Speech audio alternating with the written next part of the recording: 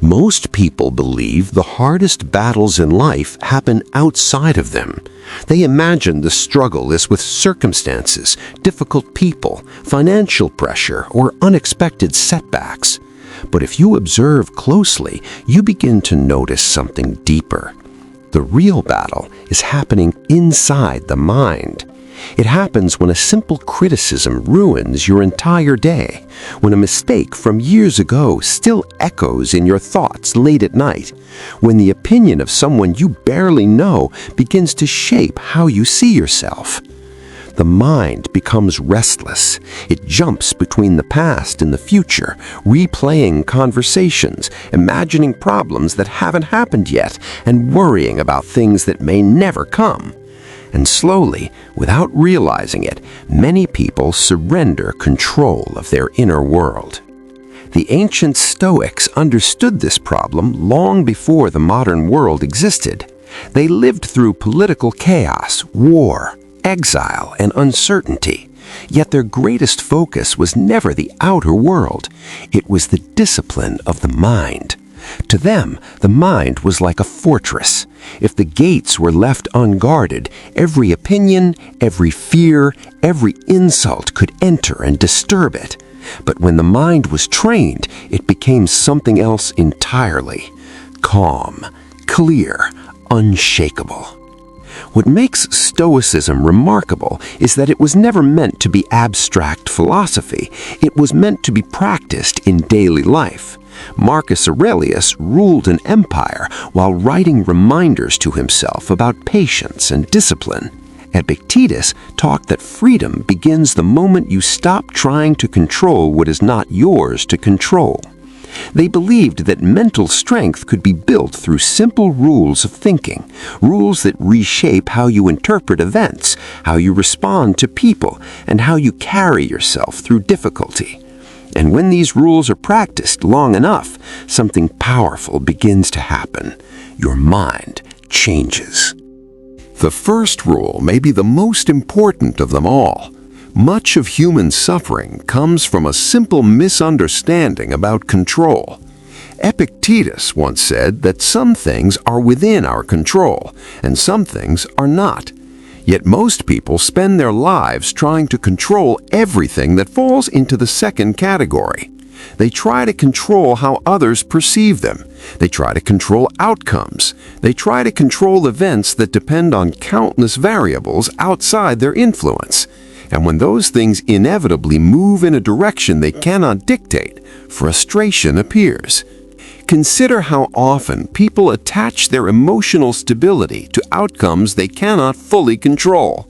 A job opportunity, the response to a message, the approval of others, even the unpredictable direction of life itself. When those things go well, the mind feels relief. When they don't, the mind feels distress. But Stoic philosophy invites a different perspective. Your opinions, your intentions, your actions, these belong to you. They are yours to guide and discipline. But reputation, recognition, and outcomes exist in a world far larger than your personal influence. Once this becomes clear, something surprising happens. The mind becomes lighter. Energy stops flowing toward impossible control and begins flowing toward personal mastery. Instead of asking, will things work out, the Stoic asks, did I act with clarity, courage, and discipline? And that shift alone can change the entire experience of life. But understanding control leads to another realization about how the mind works. Most people react before they think. An email arrives with criticism. A comment online feels insulting. Someone dismisses your effort or questions your ability. The response is immediate. Emotion surges forward before reflection has time to appear. Anger, defensiveness, frustration. The Stoics noticed this pattern thousands of years ago. They understood that events themselves are often neutral. What creates emotional turmoil is the interpretation we attach to them. Imagine receiving a harsh message from someone.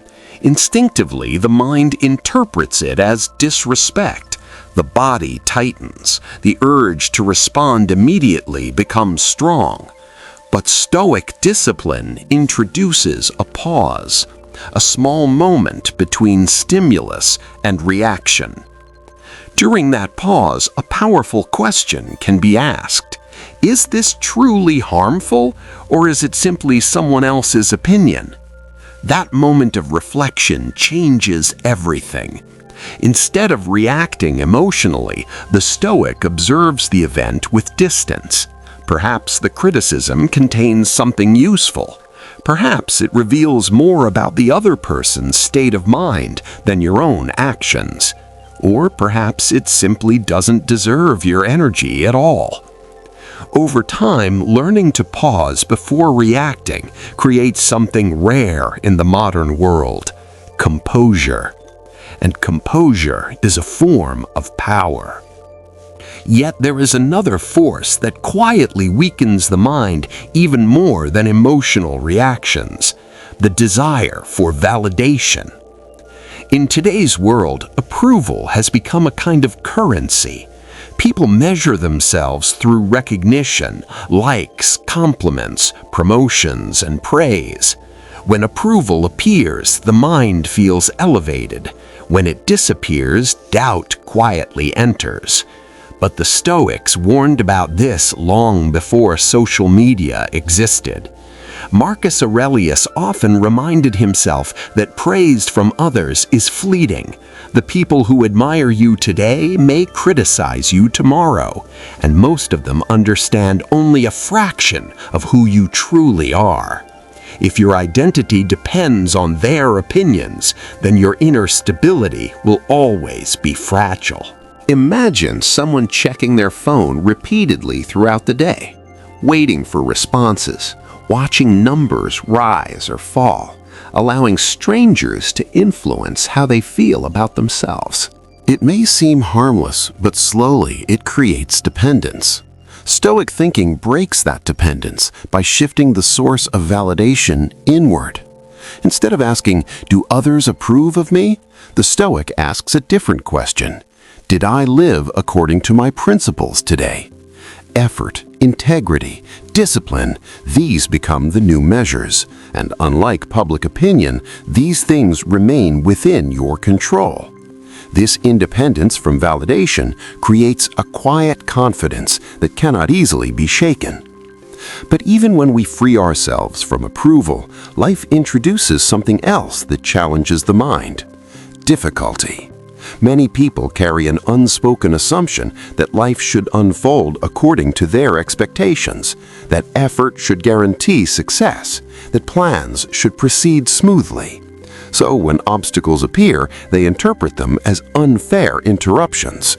But Stoic philosophers saw the world differently. They believed hardship was not an exception to life, it was part of its structure.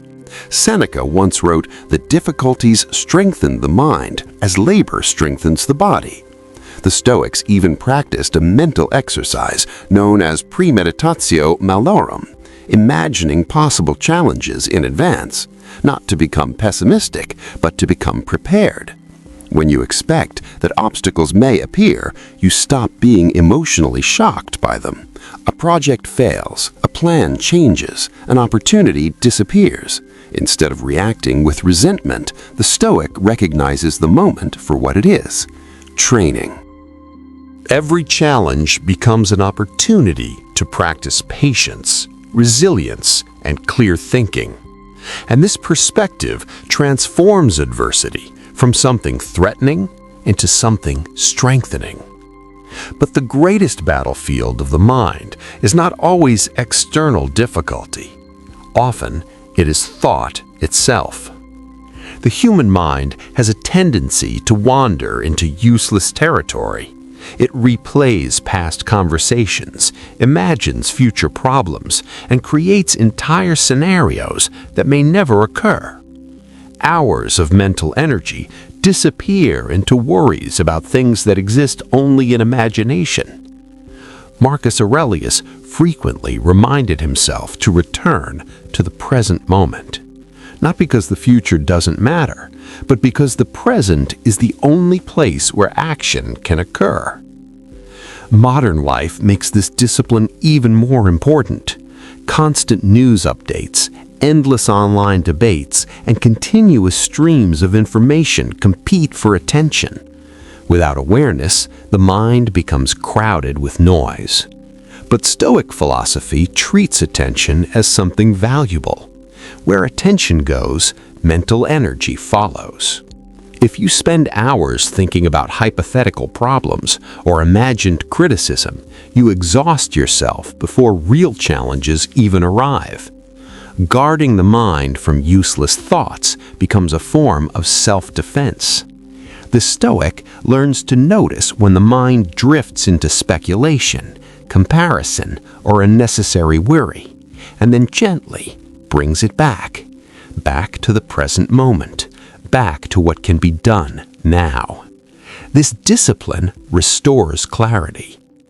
Yet there is one final principle that ties all of these ideas together: identity. Modern culture often defines people by their achievements, their job titles, financial success, recognition, or social status. But these things are fragile.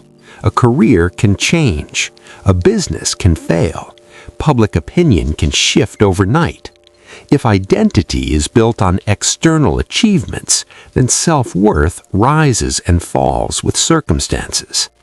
Stoic philosophy offers a more stable foundation: character, wisdom, courage, discipline, justice. These qualities do not depend on fortune.